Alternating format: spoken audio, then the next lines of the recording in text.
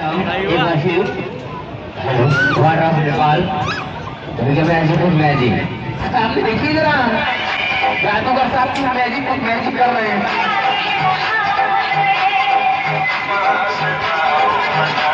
और ये जादू के लोटे का पानी कभी नहीं खत्म होता। ये है बाबा आदम जमाने का लोटा, इसका पानी कभी नहीं खत्म होता। सच भी लड़का कहाँ है? लड़का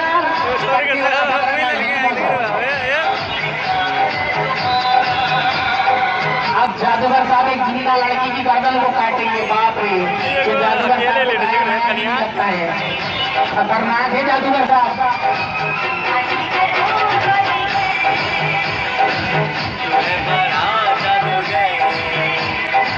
पहला शो खत्म होने वाला है और दूसरे शो का बारी आने वाला है ना। शाबाश, जल्दी हो।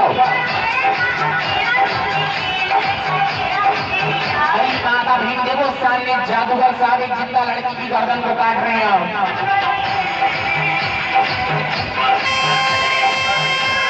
पहला शो खत्म होने वाला है, जाओ ना।